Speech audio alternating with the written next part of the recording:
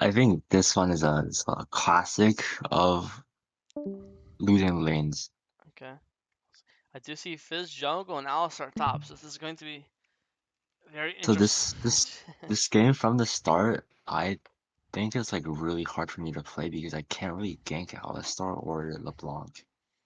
hmm I kind of have to path bot here. Yeah, I mean, bot's never bad. I mean, Malphite's, sorry, Alistar's not too hard to gank because technically he is immobile. I know he has CC, but if you ever see him use his W or his Q on Kennen, then he is gankable. But I do agree with pathing bot this game for sure. But they die. We look bot lane. We press our second E here. Get a kill. Looks good. I mean, so far everything's good. Obviously bot died, but we skipped our camps to gank and we got a kill. So if I'm you, I'm pretty happy. And then we're gonna I would Fulka here. The Krugs is worth more than Crab. And the thing is, the Crab spawned at 3:30, which is 6 seconds ago, and it's gonna take you like 10 seconds to get there. So if this guy paths down, he's gonna kill the. By the time you get there, the Crab's already gone, right? So the difference of getting there in 10 seconds or getting there in 20 seconds, there is no difference. Because if he's there right now, the Crab's already gone. You know what I mean? And if he paths upwards, then the Crab will still be there, because then that means he's on top Crab. You know what I mean? So in this case, I would just do your Krugs. A lot of times it's really common where the first crab, when it spawns, is worth, I think, 90% less XP than usual. So the first crab is really just um, taken for the gold. It gives basically no XP.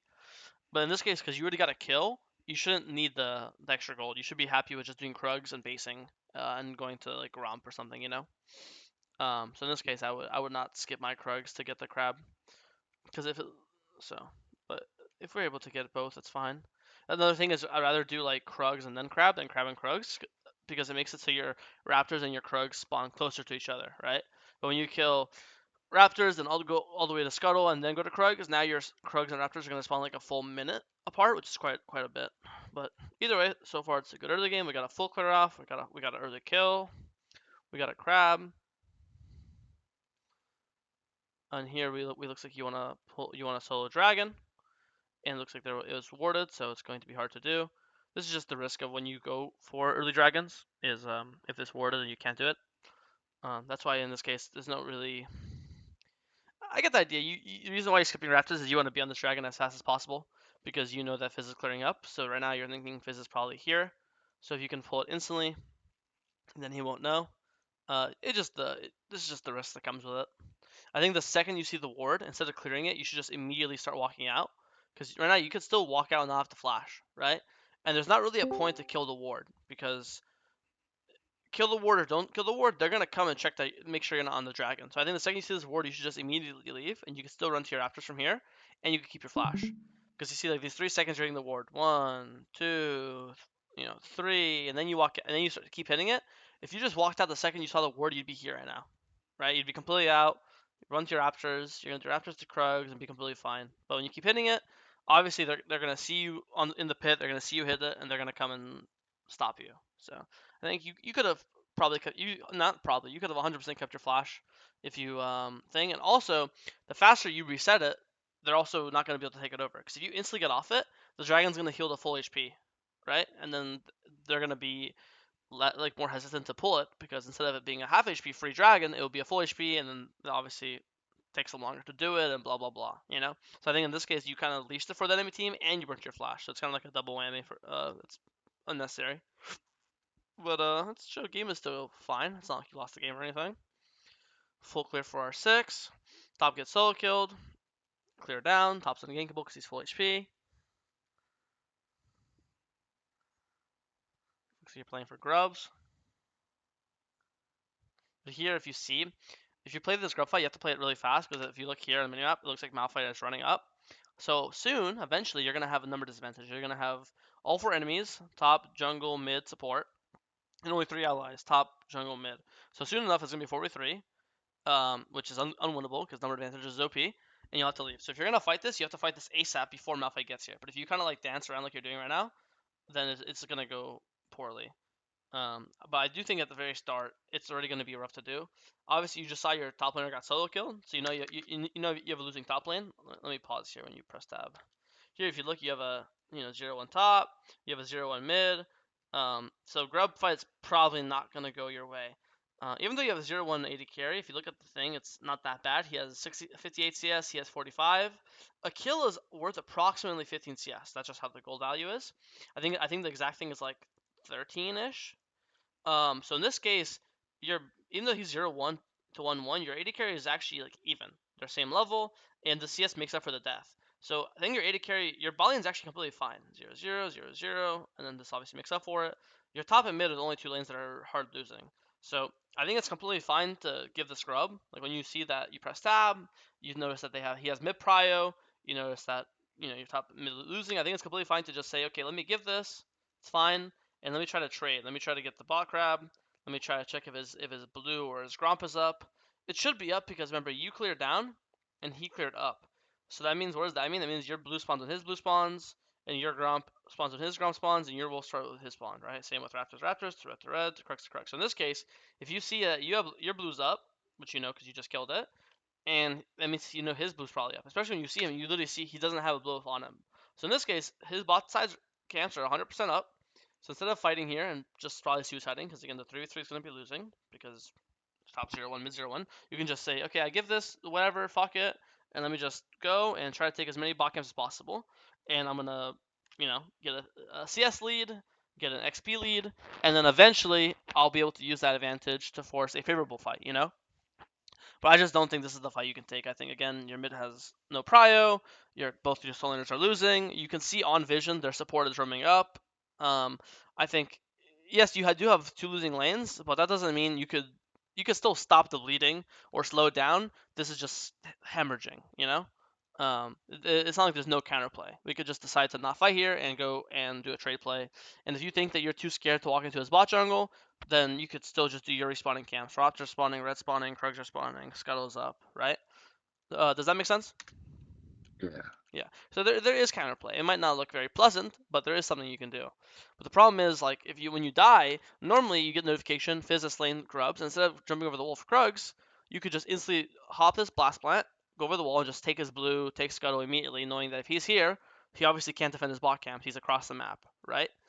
But when you decide to die and then you decide to just do your Krugs instead of invading, now you lose your trade play because nothing is free. If he wants to do a top play, then you should win a bot play. Same way if he wants to do a dragon, then you can try to take his top camps. Nothing's free. Every time someone does something, they're potentially missing out on something for it. But in this case, so it's our job to punish him. And he's like, okay, bro, if you want to do grubs, all good. I'm gonna try to take some of your bot camps. But when you kind of just full clear your bot and then end up recalling, you're not able to punish him, and in this type of game, when you have a losing mid and losing top, you have to find opportunities to punish the opponents. You have to, even a single camp can bring you back into the game. A perfect example here is like you're 300 gold away from Nashers.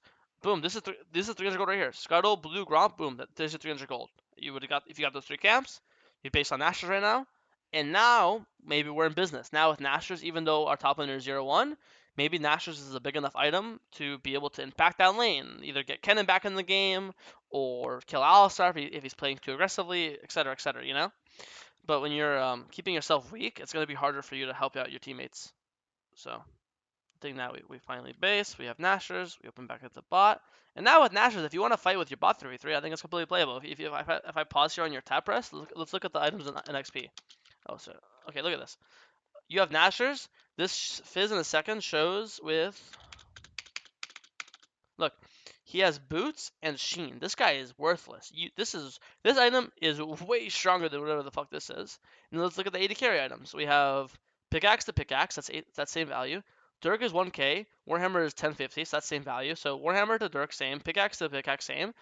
And then this guy, your AD carry actually has a cloak and a boots advantage right now. So your AD carry is stronger items. Your stronger items and support doesn't matter. So right now, taking a 3v3 bot fighting here looks good. Taking a 2v2 mid, for example, doesn't, right? Item, no item. So I think there is still dragons up. You can definitely just play with bot, hover your bot lane, and look to fight with them. I think going mid here is obviously the opposite of that. This is the guy we want to avoid. Obviously, LeBlanc's also really hard to gank because he has like three dashes. Um, this guy jukes you out, unfortunately. It happens, and now you die. So I think it's just important when you're behind. I know games might be like, ah, fuck, everyone's losing. Fuck these guys. What can I do? It's really important to try to be objective. Press tab and look at the items. So I think if you looked at the items earlier, you'd see that my 80 carry is pretty much similar, like pretty equivalent, or pretty similar. I have a big advantage in jungle. I need to fight with instead of fighting through mid or through top, I gotta just fight here. Sit in bot bush, sit in this bush, sit in the tri bush, sit wherever you want. And I think if you win a bot fight, you can potentially win this dragon, and boom, that's your way back in the game. I just think both your deaths this game are super avoidable. You could have just said fuck this grubs, my top's weak, my mid's too weak. You said fuck this mid play, their mid laner is too strong, and instead of being 1-2, you could be 1-0, and you just biding your time, waiting for an opportunity to get back in the game. Uh, it's one thing when your team again. I said it earlier, but it's one thing when your teammates are bleeding and like just dying out. But we still have some opportunity to stop the hemorrhaging. Like in this case, our bot lane's getting dove. Their jungle is diving our bot lane, and I think if we're bot side, maybe we could counter gank it. Maybe we can stop it. Maybe even if our bot lane dies, maybe we could clean up a kill or two afterwards, right? But if we're either always top side or always mid, and we're not playing towards the only lane that isn't hard losing, these opportunities just won't present themselves. You know. But again, the only reason why you're top right now is because you died. I think now that you're already here, it's obviously good to be up here.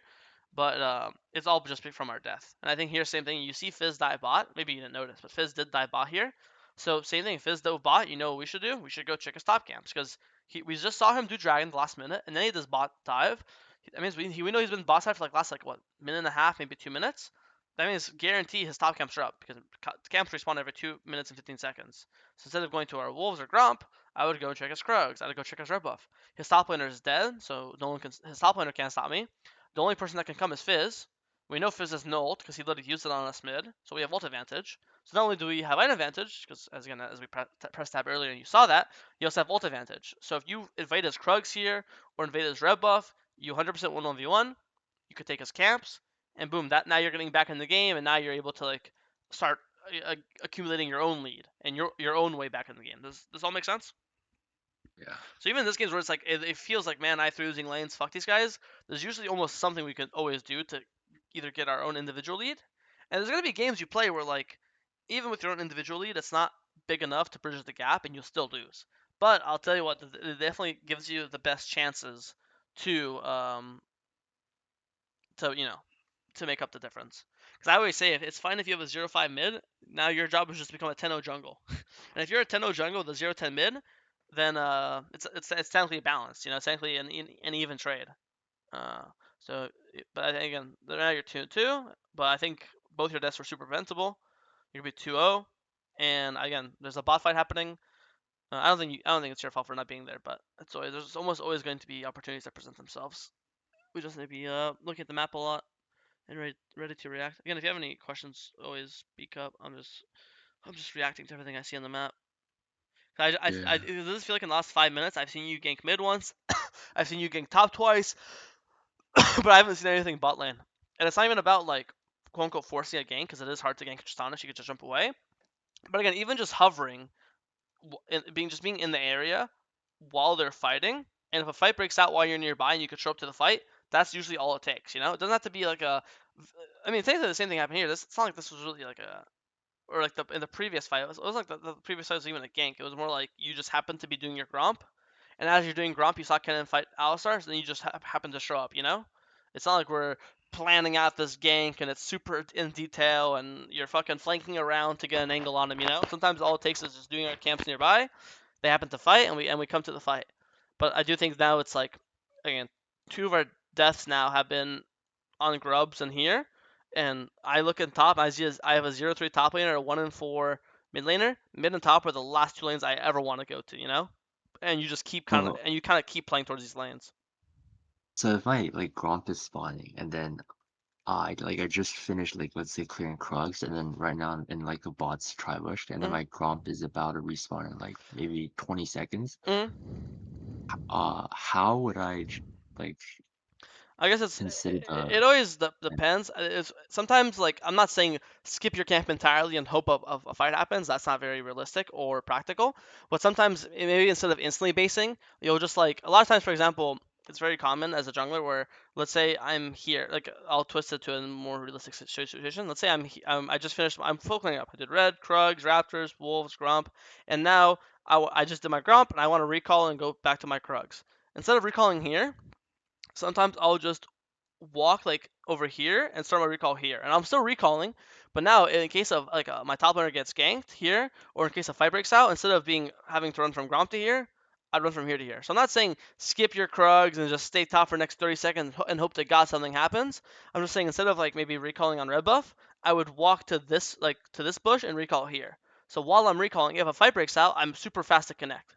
So it's not about like flipping a coin and saying, I hope that God the bot fight happens right now. I'm just gonna blindly run bot and wait for a fight. But it just guiding your camp towards bot side, recalling instead of recalling in the red buff bush, walk 5 seconds and recall in this bush. And as your 8 second recall, if you just watch them, and if you see them fighting to the death while you're recalling, you'll cancel your recall and come. So it's not always necessarily like going for a guaranteed play, but just situating yourself in the proximity of a lane you want to impact. Does that make sense? Yeah. Yeah. Because a lot of things in the jungle it's coincidence. Like a lot of times as we're nearby and you notice they're fighting, you'll just be like, oh, I'm near. Oh, I guess I'll come over. And in this case, when you saw that mid, early 0 to top lane, early 0 to mid, I'll just want to situate myself near bot side more than any other lane because that's the lane that I have the highest chance of like winning a fight with or impacting. But I do think now with obviously the deaths you've had and just not being around your teammates, again, I'm not saying it's 100% your fault or you could 100% had of control over it. I'm just saying that's the best we could have done. And if it mattered, maybe it would matter. If it doesn't matter, maybe it wouldn't have mattered. It's impossible to tell. But I think at this point, when it's the score's 3-15, and they've gotten the first grubs and the first two dragon, I think the game feels pretty fucking over. I do think that the best, like if I was you, the best two takeaways to take from this game would be the trading early game. Like when he's on grubs, just accept that it's gone and just try to take his camps. And then for the second dragon, same thing. Accept the dragon's gone and try to take his top camps. And with those camps, you'll guarantee get your first item first. You'll say you're guaranteed get your first item before he will, and then maybe you could use that advantage to force a bot player, force even a mid play if you want to, right? So I think the one is just try to when you know you're behind, just try to trade, and two would be trying to situate yourself near the lane you want to impact. So in this game, if you had a 0-4 top, sorry, 0-4 mid and a 0-4 bot lane, I would always kite my camps upwards. I would always recall it here or here instead of recalling here or here.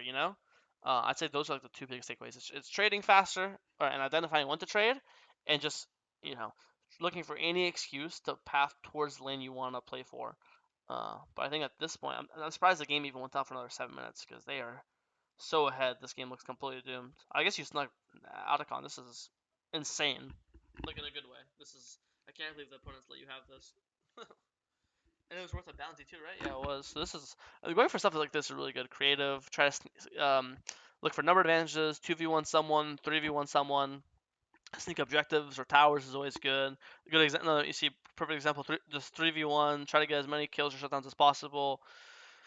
And farm up. I just think at this point it's probably a little too late if the enemy plays well. But I think this is again sneaking Otacon and going for these like sneaking Herald as well. Going for this is like a perfect example of trading which we could have done earlier. Like you see that they're all bot side for Dragon. Boom, go take a top camps or go do the top objective.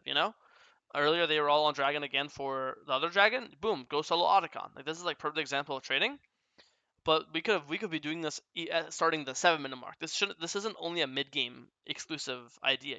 This could start as from the level 3 mark. From this guy gets a triple kill level 1, from that point on you're trading. Because from that point on, if you're trading just means if I'm weaker than my opponent, I want to avoid him. So if he goes top, I go bot. If he goes bot, I go top. That's all trading means. That could start from the 1 minute mark. It could start from the 20 minute mark. It doesn't. It just depends on how much stronger they are than you. So I think in this mid game you did a great job trading. You snuck the Otacon, you snuck the Herald. I think just have to recognize earlier how behind your teammates are. And the second you recognize that oh shit, my teammates are insanely fucking behind, from that moment you start trading. Does that make sense? Yeah. But yeah, but I think from this the game's kind of just over sadly. Do you have any specific questions in this game or any fight I didn't look at or pathing questions that you Yeah. wanted to So ask?